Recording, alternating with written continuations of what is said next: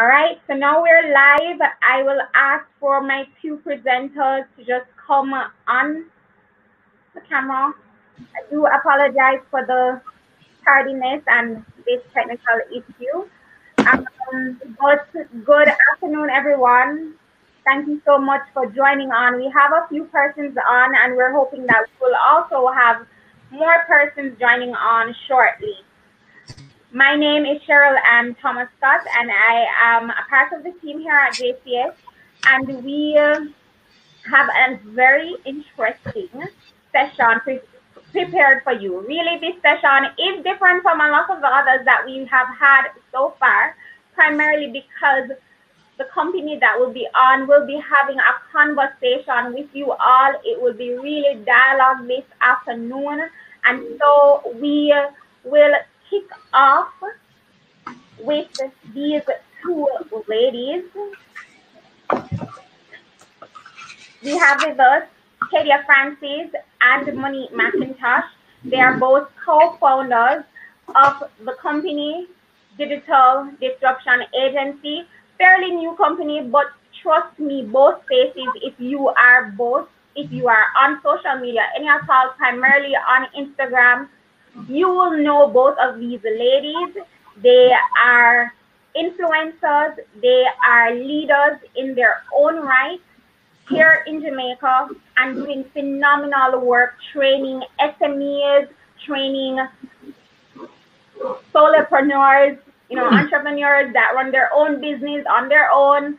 They have been doing a lot of work across different industries. Most recently, the creative industry. I am aware that they would have been doing some workshops for that. And so both ladies will be sharing on the topic, developing a digital brand identity. And I know our community is filled with a diverse group of persons, primarily though techies. And so this will be an interesting conversation for us as techies to understand how do we go about creating a brand identity that is relevant not just for this year or today, but relevant for 2020 and beyond post-COVID life. So we are here to have a really great conversation with these two ladies. Welcome, Kadia. Welcome, Monique. And the floor is yours. All right.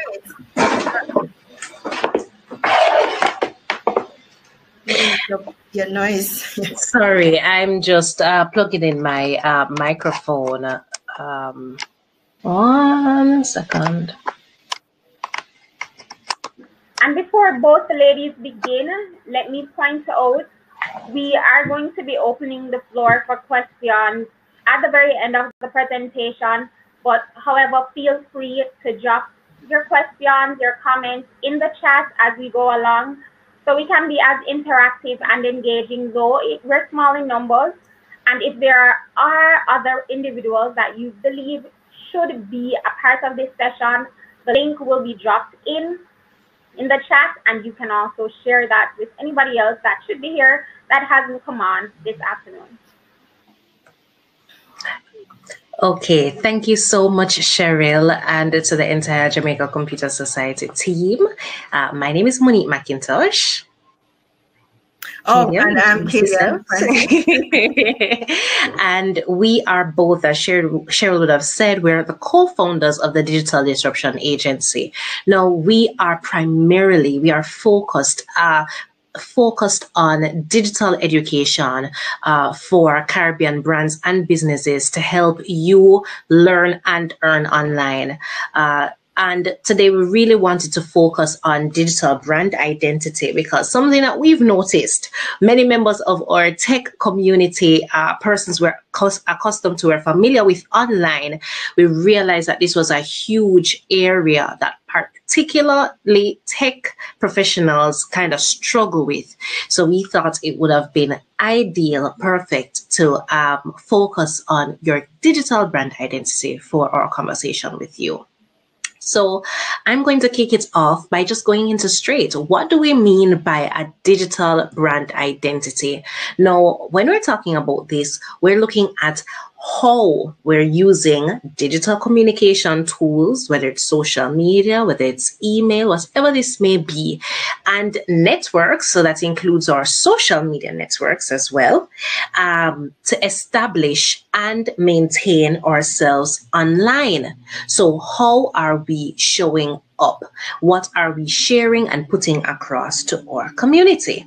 Now, there are many different elements of brand identity, and what this in building a holistic, a solid brand identity, it can actually accelerate. It accelerates your growth. It shows and allows you to show up in these different spaces. But when we look at a digital brand identity, this is your traditional brand identity coming into a different space. And there are a couple of differences that are nuances when we look at it in the digital space. We're now looking at an accelerated process. You don't have to wait 10 years to establish your authority. You don't have to wait for somebody else to identify you or talk about you. You can actually start talking and sharing your own expertise online. So there are also a couple other nuances. You have to be more accessible. You have to maintain consistency when you're communicating with your audience. So we actually identified the brand identity prism, and I'm going to butcher this name, Jean-Noel Kapferer, Kapferer. You can tell me, right? In 1996 broke 1986. Out. Okay, 1986 broke out the brand identity prism. Now, of course, by the date, you would be correct in assuming this is a traditional brand identity prism. However, those foundational tenets, elements still stand, and they become even more important with this accelerated, with this hyper engaged digital and online space. We actually have to double down in these areas and really know it in order to establish ourselves online. So both Kadia and I will go through the different elements. Now, I wanted to ask a question to know that you guys are here and with us. In the chat, I'd love for you guys to tell me, when you think of a brand like Digicel, just think about the brand Digicel, what stands out to you? It can be anything. What comes to your mind immediately when you think of the brand Digicel? Drop your comments and your responses to that in the chat. So when you think of a brand like Digicel, what stands out to you? All right, so we have Shauna saying color. Which color stands out to you, Shauna? Because there are a few, right? And yes, so Shauna says red, bold and exclamation sign. Yes, so the color comes out and red. What else? Are there any feelings that are attached to the brand Digicel? Colleen says red lettering. Cheryl says a lot of partnerships and sponsorships. All right, so there are many things that come to our minds when we think about a brand like Digicel, and we'll be referencing it in many of the different areas that we will review, right? So first area, and guys, we're going to go through 6 different areas. I want for you guys either put your comments in the chat. Make it? Yeah, go ahead. Before you start, Monique, hi again, guys. No, the Kapferer concept of brand identity and how you develop a strong brand identity is only his concept. But when we do a lot of research over here at DDA, because we always like to be as accurate as possible with the information that we give you, but we always try as well to make sure that it is relevant to the audience that we're talking to. And right now we're talking to Jamaicans, yes? So it means that what we're telling you have to in some way tie back to your reality, your everyday lived experience. So when we were looking through, we thought the cap fairer concept was most relevant, and it's easier to understand and it's easier to relate back to your lived experience. So this is just one concept. This is not a general thing, although there are general elements in there. Right. But this is just one marketing expert's concept of brand identity. But I'm sure you guys are going to find a lot of elements that you guys are probably already doing, or that you can already you would have already thought about or considered. It's just that we want to take it just one step further, right? To show you some behind the scenes work that you probably need to do before you start putting yourself out there. Yeah, just a preamble. No problem. Okay, and I want to encourage you guys. You will have your personal notes, but also drop your comments and your questions in the chat, and we will pick them up as we go along. Right? Okay. So the first element that we're looking at is the physique. Now, the physique deals with the physical characteristics of a brand, because your brand is not just the physical characteristics, it's only one part. So this is looking at all of those visual cues that helps your customers identify you. So some of the persons like Colleen jumping in with the red lettering, and Shauna saying red, big, bad and bold, right? That would fall squarely under the physique aspect of Digicel as a brand, right? So we're talking about the logo. We're talking about the colors. We're talking about the fonts. So these are areas that you guys would have readily identified. And with most brands, these are what we see instantly, right? Just by looking at something. Right. Also, you can look at things like the packaging, because that also has something to do with your brand aesthetic, what you're putting forward. However, the physical characteristics aren't all. There are also conceptual characteristics. Now, this goes a little deeper, another layer, right? Now, this refers to what you use to define your brand. So these are words that become associated with your brand. For example, for Digicel might be fun or loud, right? Those are words that come to mind to me. But generally, things like these are descriptors for your brand. Whether your brand is modern, is your brand sleek, is your brand minimalist, sophisticated, elegant, cheap, you know. So what connotations, what do you extract immediately? How do you define your brand? That also comes under your physique. Now, in order to help you, because we know that this is a multifaceted process, there are certain ways to help building out your physical brand architecture. Now, one of those ways includes your understanding and your use of color. As we would have rightly identified, this is one of the major tenets that different brands use to start really building or creating a view within their audience's mind. So we wanted to share something with you. I'm gonna post a link in the chat. You guys can check it out afterwards. That really helps to break down different colors and helps to show you how you can start incorporating what these different colors mean and how you can use them in identifying and showcasing your brand. All right. So the color theory, this is what that really is. So just as how Shauna and Cheryl says, red has different meanings in color theory. So red can mean rage, it can mean anger, but also red can mean love and passion, like Cupid. Valentine's Day, we use a lot of red, right?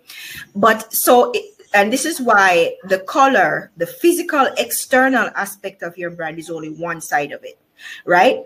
But what you add to that external aspect is what shapes the entire thing. So instead of Digicel being viewed as angry, the red being viewed as angry, it's actually viewed as fun. It's more fun, it's more laid back, a little bit more relaxed, a little bit more hip, because of the other brand elements that they incorporate in to create an identity. And we're going to look at another one of those, and it's the personality, right?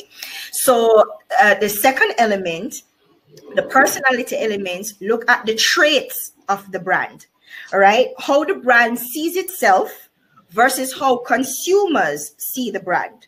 So brand use psychological cues to communicate their personality. Because remember now, a brand, it can be a personal brand, which you as an IT professional or a professional within the tech space, you're creating a personal brand. So which means that you can directly communicate to the end user, to your target audience. But a company like Digicel, a huge company like Digicel, there's not necessarily a face of Digicel. So this not one single, right. So this whole machinery have to be able to communicate what it is to their consumers, to their customers or potential customers. So they do that through psychological cues. So we're talking about their messaging, the bigger, better network. That's a message they're sending you. And that message too is kind of a jab at Flow. Who remembers cable and wireless? It was certainly wasn't better for sure. If you are an older generation user of or older generation Jamaican, you would remember the difficulties we had with cable and wireless. They had a monopoly on the telecommunication system, which means that we only had them. We had no choice. We were beholden to them. They can charge you a ton of money to just call somebody or to send a text message or receive a call. Right. But then Digicel came in, and Digicel was like, "Nuh-uh, not only are we bigger in terms of we have more cell towers, we're bigger in terms of size locally, we're bigger in terms of our spread regionally, but we're also better. Clearly, we're better." So that's the messaging that Digicel, and that is them communicating something to you psychologically. There's also the language that Digicel tends to use. It's not formal. Now, even though Digicel is a corporate entity, their language tends to be more friendly, more bridging to bridging conversation, more casual talk. So every now and again, they'll throw in a slang. In fact, they use a lot of slang. Digicel uses a lot of slang in how they communicate, right? And they use a lot of cultural language that only Jamaicans would understand. So if somebody outside of Jamaica is watching a Digicel ad, they probably don't know what they're saying. Some of it, they probably hear some English words and then, okay, didn't get any of that. But Digicel isn't a Jamaican brand. It's actually an Irish brand. It's an Irish company. However, they're using the language of the locality to communicate with the citizenry of that locality. And you'll find that how Digicel communicate with Jamaicans is different from how Digicel communicate with Trinidadians or any other territory that they tend to find themselves in. The communication changes, the psychological cues change. They also use tone. So tone can be humor, tone can be serious, or it can be relaxed, right? So they use tones as well. So you would say that Digicel tone is more relaxed with a little bit of humor sprinkled in here and there. And it also depends on the audience. So all of all of the psychological cues come together because they have an understanding of who they are talking to and where these persons are and what they're most likely to relate to. But color, we come back to color. Color is also a psychological cue for the reasons that I said at the top, which is that color sends a message to the brain, and this is something that you don't know is happening. It's happening subconsciously. Yeah. But colors send signals to your brain. Your brain reads colors differently. And again, it can be, and this is where the visual and psychological cues come together now. Because if you would notice that a lot of fast food restaurants have red in their branding. So think of KFC, think of Burger King. In fact, there are very few fast food brands that don't have red in their branding. Why? Because red can also read as anxious, right?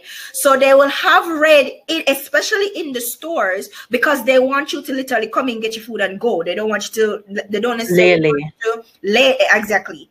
And you'll notice too that there's a different coloring in the seating area of a restaurant than at the cashier area of the restaurant. Yeah, and all of this is psychological too. It's supposed to, at the cashier, they want you to hurry up and move and come out so they can sell more customers. They don't want you to linger there. But in the dining area, they want you to spend as much time there as possible. Yeah, because then that means they may want to buy something else. Yeah, you realize that you want an apple pie. Right. So the coloring tends to differ. Right. So that is how they communicate personality as well. And this translates into the online space. If I should click onto your Instagram or your Facebook or any other your social media platforms or your website, what is the first thing that's going to hit me? The color. I'm going to go, wow, this is bright. This is way bright. Or, oh, this is dull. You know what I mean? So the color is going to hit me. And sometimes I don't even realize that is the color that is coloring my perception of your brand, but it hits me. This is dull or this look bright, which is why in web development, we tend to talk about white space. In graphic design in general, we talk about having a lot of white space, because white space signifies room. It signifies space around the thing. So everything is not clustered and tight, right? So there is a whole psychological aspect to this thing. And the other one is culture that Monique is going to talk about. Okay, so for culture, Kadia would have touched on some elements. There's some overlap as we look at color, but no culture. This refers to the set of values that feed into or really set a foundation for your brand. Now, these are all of your internal practices, the little nuances, the things that you do to celebrate or to prepare for a big deal or anything. These internal practices that eventually become norms for your brand, for your business, for you, right? Now, these things tend to be what the company ends up being known for, right? Now, these cultural practices typically, some will be constant across a brand, but many are going to change according to where this brand is being represented. And this may be physical or digital. In a physical space, in one location, for we're using digital, right? In a physical store, it may be slightly different. There may be tweaks. There may be certain collateral used there versus when you're in a digital space. Another look is even some words may be a little different, you know. It may be physical or digital. It may be local, so within one specific space. The store that's in downtown versus the store that's in Sovereign may have a slightly different flow or feel or culture, how you relate to each other. Regionally, how digital communicates in Jamaica is going to be a little different from how it communicates in Trinidad. The references that they're going to use, some of that slang or lingo that may come up, it is rooted in that specific territory's culture. Also, we could go international. So Digicel as a company internationally in Europe or wherever is going to be, or in New York, is going to be a little different from how Digicel is in Jamaica. Global presence versus their local presence. Right. These are a little different. So we talked about physical and digital, but I wanted to go back here because in-store may be a little different from how you shop on Instagram, for example. So literally based on your platforms too, whether it is that you're talking on Instagram or you're talking to me on LinkedIn, your communication is going to be a little different. Photo might be the same, but how we relate on this platform is going to be different because of how we use the platform, which is culture, right? And just as a very quick example, everybody knows most organizations around Easter time, they give you an Easter bun and some cheese, or if they can't get the whole thing, they try to give you a slice or something, right? Now, literally, brands, companies, businesses are integrating local culture, the culture of a place that wouldn't be happening in another territory. They may give you chocolate or Easter eggs or whatever, right? They're incorporating the local culture into their own brand culture. And to some extent, the countries where you are, that culture of that space becomes brand culture. So we can bring in elements like your corporate social responsibility, like making sure that your staff feels as a part of a unit and as a team, how you work together and how you relate to each other. All of these elements would fall under culture. Another quick example is if we look at Grupo Campari as an organization, the overarching brand with multiple brands under its portfolio. Jerry and Nephew and Appleton were formerly Jamaican-owned brands. Still operate in Jamaica, sure, but they were through and through Jamaican brands. They're not anymore. Grupo Campari, however, didn't say, I'm taking over. And one more. Okay, let me pick that up. Monique is having a moment. So Grupo Campari, if I'm not mistaken, is an Italian brand. And you guys are familiar with the Campari brand. And what it is that they have taken over Jerry and Nephew and Appleton. You guys probably didn't know that takeover or acquisition actually happened, because what Grupo Campari brand colors are vastly different from Appleton and vastly different for Jerry and Nephew. But they did not come in and go, you know what? Everything is going to be red, white, and black now. Okay? And because that is our Grupo Campari colors. No, in fact, they actually went more traditional in terms of color. So Appleton has changed. It has gone through a kind of rebranding phase where now everything is yellow, green, and black. Right? So Appleton has kind of shifted. Now everything has sugarcane on it, and everything has it's now a quintessentially Jamaican branding that Grupo Campari has embarked on. Jerry and Nephew has always had that yellow, green, and black color, that gold in color infused, and they decided they were going to keep it and again go even more traditional in terms of branding.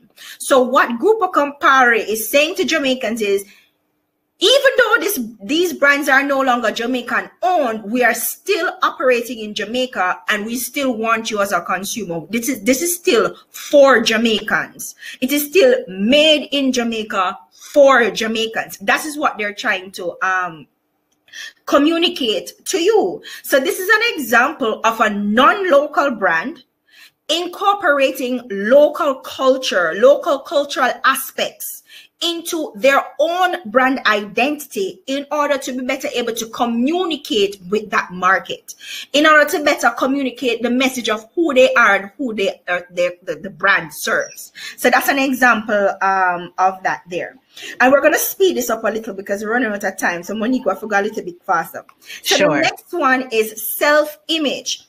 And self-image refers to two things: how that company sees itself, and then most importantly, how that company sees its consumers, right? Because again, going back to the Grupo Campari, the Grupo Campari is saying to Jamaicans that we see you and we understand that you guys are not very happy about foreign The entity change. coming, because you know we talk about all the time, lad, the Chinese people, they want everything, and them are gonna sell out the whole of Jamaica. You know, this is a normal sentiment. Don't think companies don't know that this is a sentiment, which is why when these acquisitions happen, you don't hear a lot about it in the news. They don't go and blast it all over the place, right? Why? Because they want to maintain Jamaican patronage. Right, and when a company incorporates local culture into their branding, what they're telling you is that they see you in their company. They see this market in their company, and so this brand is representative of this market, and that's what self-image is. So on a realistic level now, when it comes to an individual personal brand like you, this is where you have to understand who your target audience is, because if you cannot relate to your target audience, if you don't know the language they speak, if you don't know what makes them tick, if you don't know their values, then you're not going to be able to reach them. You're not going to be able to relate to them. No matter how wonderful you are, they're going to be like, okay, don't care, move on, next person. Right? So you have to understand your target audience in such a way where you can incorporate them into your brand, into whatever your product or services is, into your marketing of that product and service. It has to be relatable. So that is what self-image is. Monique? Okay. So now we're going into reflection. So they're similar. Self-image and reflection are very similar, but there's a bit of a nuance. So I'm just going to do a recap. Self-image talks about the customer's ideas of themselves. Very blurry. You can see me now? It's getting better, yes. Okay. So self-image talks about the customer's ideas of themselves, whereas reflection talks about how a brand portrays its target audience. So reflection looks at a certain set of stereotypical beliefs, so some assumptions or attributes of a brand's target market. And then now these areas are highlighted in their communications. So they're highlighted in their ads and other communications from them. For example, back to our running example, Digicel. Digicel doesn't push their Irish roots. Just a moment. I'm so sorry. Guys, we just did a switcheroo. So I literally just talked about reflection instead of self-image. I'm so sorry. So we kind of did a switcheroo. Okay. Can you talk about self-image? Guys, we made an error. I literally just talked about reflection and not self-image. I jumped. So Monique, can you talk about self-image? So because Colleen asked, can you give an example of incorporating the client in your self-image? So what I explained was reflection, and reflection is how the company sees their target audience, and then they incorporate those elements into their branding. So that's a way of bringing the target audience into the brand. So when you talk about the bun and cheese, that is how they bring Jamaica. That is how they say to Jamaicans, we get you. We see you. We understand. We down. We're down with Jamaica, man. We with it. Yeah, Jamaica, man. Jamaica for life. Jamaica to the world. That's how they tell Jamaicans that they get it, that they understand, that they know. And that's actually reflection. So it is the company reflecting you back to you, their branding, if that makes any sense. And I hope I'm not confusing you. Cheryl, you can be the gauge. You understand what we're saying, right? So it's the company saying, this is you, Jamaica, and look, we are Jamaicans too. That's what reflection is. So Monique, can you explain self-image now? I'm so sorry. Okay, no problem. So self-image is looking at how customers, literally the customer is the one placing themselves or looking at looking at your brand elements and seeing themselves there. So to backtrack a little, brands use self-image by incorporating certain elements within their identities, right? So a specific target group is associating certain values that your brand represents, certain elements or lifestyle that your brand embodies, and they themselves are aligning themselves with those attributes or those elements. Think about why you want to own a BMW, or why you want to be seen with a MacBook, because that means that you are technologically savvy. You're fancy. You have the coins, right? So, and you want to be aligned with thinking different and being creative and those other elements. That's so plebe.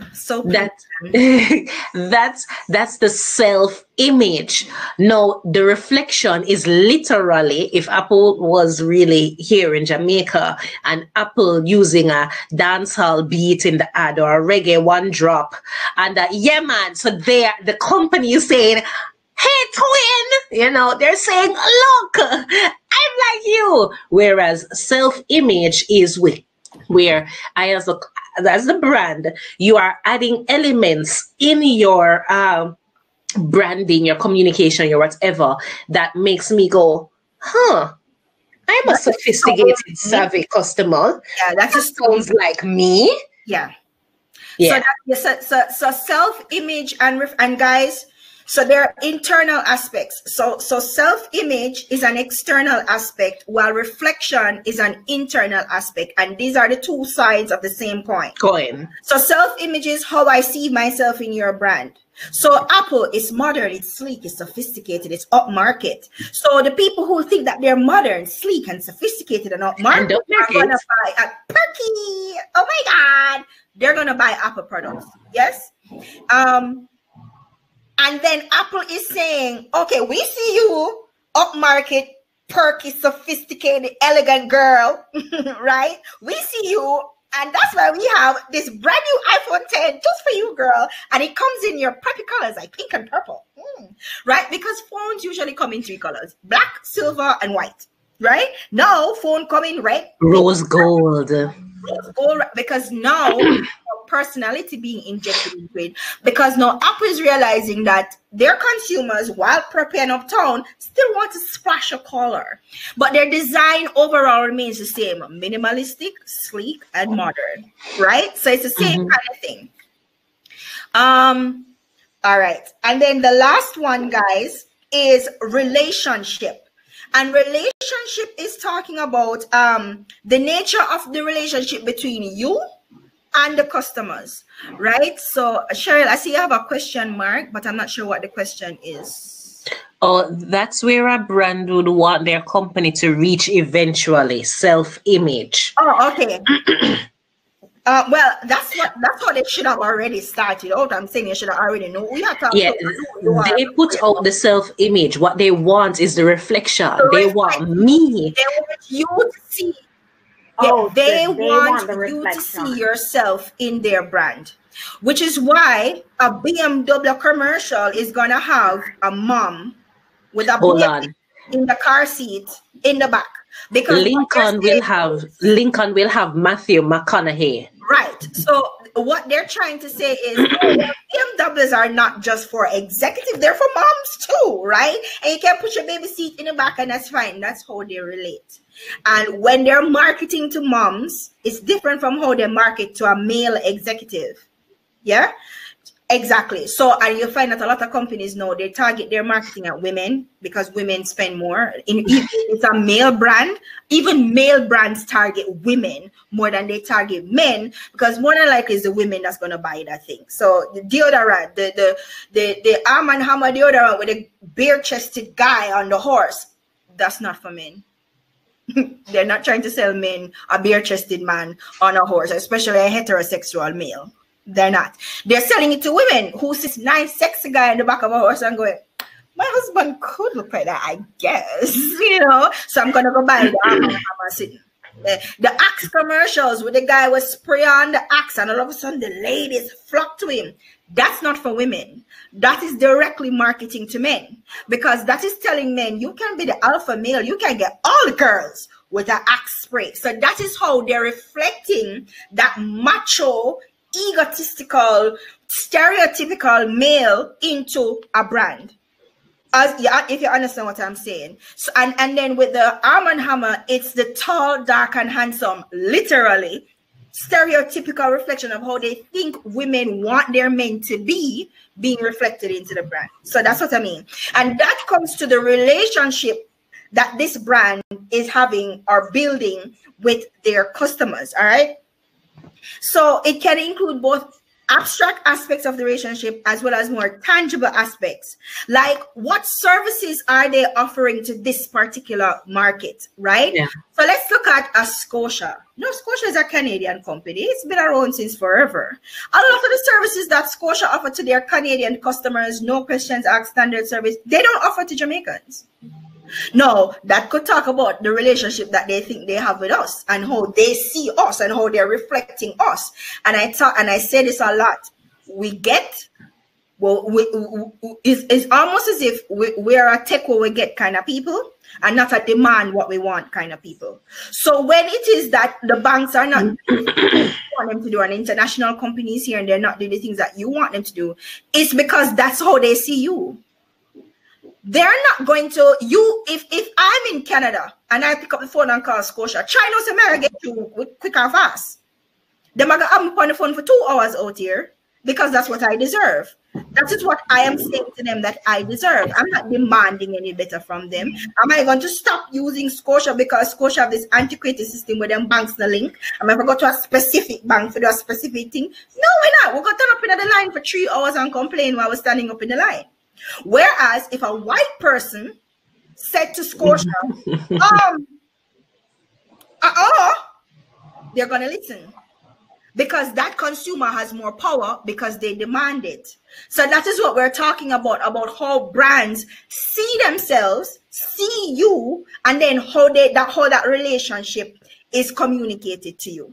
So that they offer to you might be different. So even going back to Digicel, some of the things that Digicel do in Jamaica, they don't do in Trinidad and vice versa, right? So now Digicel is rebranding themselves as a digital operator, which means that they're going to give more apps where can use more of your data so you can buy more data fast. Let's be real about it, right? But, right? But they're trying to say, oh no, we brand new and sexy because everything digital now. Yeah, and then realizing that there's a digital push in Jamaica, so all of a sudden they're a digital operator. Ooh. Brands are doing, and that is what we mean by what are the attitudes that the brand have towards a local consumer market. How Digicel operate on Village Plaza is different from how Digicel store operate downtown, because in Village Plaza you can't talk to the people in a certain ways, yeah, because it's uptown people you're talking to. Right? Digicel Sovereign is going to talk to you nice. Hi, good morning, Cheryl. How are you? Oh my God. Downtown where you want. We don't have none. Credit done. It's the attitude changes and it's different. There's certain things that a person uptown will not accept that a person downtown probably won't even notice. You understand what I'm saying? It also talk about the attention to detail. Right? And I always go back to, okay, I'm not sure I agree. Some comments thus far seem to be xenophobic. I don't know what that means, Shane. If you could just explain a little bit more. Well, xenophobic for who? Xenophobic as in how the companies are relating to us, because nothing that we've said so far is untrue. So let us know, expand a little bit, Shane, and if you want to come on and actually voice it. It's very interesting to hear what you mean by xenophobic, because that's an interesting take, I think. All right. And when you talk about attention to details, I'll bring up a TVJ. TVJ has been around forever. You tell me, so them can't offer 4K and 8K HD, you know, them can't zhuzh up them programming a little bit, you know what I mean? It is still. Well, they showed us during the election that they could. That they can, right? So what I'm saying is there's a lack of attention to details in certain respects when it comes to dealing with us locally. When it comes to dealing with Jamaican people that international brands do, that they would never dare think about doing in their countries of origin or in other countries. So that's what I'm saying. And I want to just double back to something somebody said when we asked earlier what you think about Digicel, somebody talk about social sponsorship. Corporate social response. Right. That is how they are ingrained. They're ingraining themselves into your psyche because they're trying to community. Look at how Digicel has gone about sponsorship. Now, Digicel did the traditional sponsorship. Them sponsor sports because sport is a big deal in Jamaica. So every company sponsors some kind of sporting activity. Education is also a big thing. So every company sponsors education. Digicel went a step further. You guys have seen the local vendor stalls that Digicel have given to the roadside vendors. How many persons were doing that before? Not a lot. And what them do? Them plaster Digicel all over it. This big big Digicel pan it, right? But what they're saying is that where Digicel is a brand for everybody, for the common man, for everybody. That is the message that Digicel is trying to put across. So that again is self-image, reflection, personality, culture, identity, and relationship all wrapped up into one. All right, guys. So that is our take.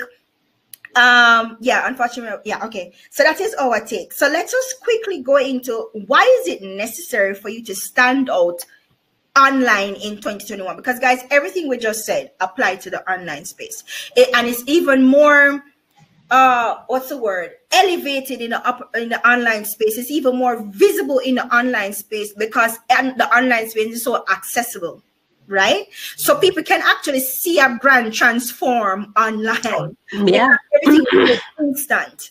Okay, so it's almost as if I'm watching it happen in real time, right? And the reason why you need to be standing out now is that everybody is now turning to the online space. The world has literally gone digital. And because everybody's going digital, you have brands, personal brands, now being able to compete with established brands. Legacy brands. The playing field has almost leveled out. When you're talking about Instagram don't favor one brand over one brand. Is where you bring to the table, really and truly. So you have to be able to distinguish yourself in some way, shape, or form. You have to be able to stand out in some way, to be noticeable or recognizable in some way. So practical ways that you can do that is by and I'm going a little bit into Monique steps here, but practical way to do that, and you see some brands do it, is to use social media as an extension of their customer service apparatus. So I can jump online and say, hey, Digicel, I can send them a message on Facebook and I have or tweet, yeah, right, and say, hey, Digicel, I'm having a problem, my line seems to be down, and within minutes, depending on the time of the day, somebody's going to respond and say, hey, give me your information, let me check it out for you. This is how Digicel is trying to establish itself online and extend its customer service to the digital space where it knows everybody is, or everybody's going to be, right? So you have to continually evolve your brand too. It shouldn't be static. Your brand doesn't stay one way forever, which is why you see brands keep changing them packages, keep changing them logo, because it's not a static thing. And uniqueness stands out more than sameness. And this is whether it's online or offline. If you have pink hair, like Monique and her Electra red here, she's going to stand out from somebody else. Like, look at Monique. In the three shots that you see, me, Michelle, and Monique, Monique stands out more because Monique hair is flaming red, right? So that is how Monique is branding herself. Monique is saying, look at me, I'm hot, girl. And so is my hair, you know what I mean? So that is how Monique is adding elements to her personal brand that makes her stand out. So Monique, we're going to quickly go into some practical steps to do. We may not be able to explain, so we're just going to drop some practical steps and so we can getting a look at Q&A. Okay, all right, guys. So practical steps to help you to build your own brand. Everything starts out with a strategy, having an idea of what your brand is, what you want to share, and that you'll be able to create your brand. So first, a strategy. Second, now that you know what you want to do, are you equipped to do it? So you kind of have to assess your own skills, and at the same time, sometimes you may have to upskill. So you may have to invest in some training or education to upskill yourself as to how to use these different platforms. And that goes to the next one. Choosing the right platforms. Based on your strategy, you have started outlining what you want to do, where where is this most ideal? Where is your audience, right? So choose the right platform. You also want to create a professional profile, how you are showing up. Now that can look in different ways. We mentioned fun, we mentioned humor, we mentioned whatever, but still a professional undertone since we are dealing with brands, right? Start exercising your expertise. And that sounds fancy, but it's literally start creating content. What you have right now, if you have a phone and you have internet, you can start creating content, right? Get involved in conversations that are happening. We're doing that right now. Build relationships and connect with your community. You are within a space, an industry, a vertical, a niche. There are other persons who align with, who you can share with, who do the similar things that you can connect with. Another thing that a lot of the times we don't do, and it's to our own detriment, is ask. Because we've been trained, you have to do it on your own, and you bottle it up. No, ask. The next thing, when you ask, you have to be prepared. So you have to be prepared if the answer is yes, right? So that may mean having a portfolio. Guys, there's so many online platforms, especially as digital and tech professionals, where you can showcase your portfolio, whether this is Behance, whichever you want to call it, whether it, right? No matter where you showcase your own portfolio, your own website or a third-party space, media kits, etc., you have to be prepared and you have to improve yourself. Talked about reassessing your skills, investing in yourselves and your learning. All right. So Kadia and I quickly wanted to drop in. All right. Kadia? Sorry? Okay, all right, yes. So we wanted to offer to you Let's drop a link. Just drop the link. So guys, we have a digital readiness guide, and it is for persons who are looking to go online, or if you're already online, it's just a way of getting you to reassess how you're showing up in that space. Also, we have created what we call the Launch 2021 Digital Workshop Series, and it's for persons interested in learning how to use digital platforms to build out a brand, or if it is that you have a business, you're either struggling to figure out this whole online space thing and you're not sure what to do and you need to build out a roadmap, then the Launch 2021 series is for you. Monique is dropping the links in the chat. It's 5 workshops for 5 days in December, taught by 5 of some of the best digital minds in Jamaica and the Caribbean, and it's specifically for Jamaican brands and for Caribbean brands. Okay, so you guys can jump on it, and the guide is free. The digital readiness guide is free. We also, one more thing, Cheryl, have a digital strategy guide and workbook coming out in November. It's like a 75+ page wholly comprehensive guide, again for Jamaicans and for the Caribbean community, teaching you the fundamentals of building a digital strategy and everything you need to know, from advertising online to creating content to building a community and engagement. It's 7 chapters, 5 workbooks, whole heap of tips. It's just awesome. The cost for the book the varies on the version. So you can get the print version, which is $85, and you can get the digital version, which is editable, and that is $55. All right. So thank you guys. And if you have any questions, if we have time for questions, I'm not sure. Thank you very much, ladies. We really have 1 minute remaining. So I'm not sure what happened to Monique just now. I guess her camera is up. But thank you so much, ladies, for presenting to us. We definitely appreciated your patience and the information. It was one of our more engaging sessions, I can tell you. Even though it was small in number, we had a lot of questions, a lot of comments. I see there Raul putting their awesomeness. It was really, really good this afternoon, and we thank you. So just a few bits of announcement before we go. Firstly, starting off, we have to mention that next week, we will also be having another of these sessions or lunch and learn sessions in the preferred partner series. Look out for it. More information will follow on the date. So, oh, okay, she's coming back in. So look out for that information on social media or subscribe to our mailing list to get more information. That's one. Two, we do have our flagship event happening at the end of this year, in November, next month, November 17th to the 19th, and it will be really exciting and engaging and very informative, filled with a lot of great speakers.